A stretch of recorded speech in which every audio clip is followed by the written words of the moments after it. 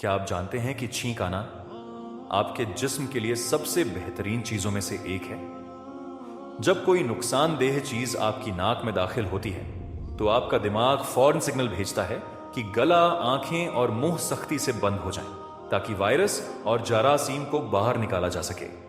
तहकीकात के मुताबिक एक छींक 1 लाख से ज्यादा जरासीम को जिस्म से बाहर निकाल सकती है।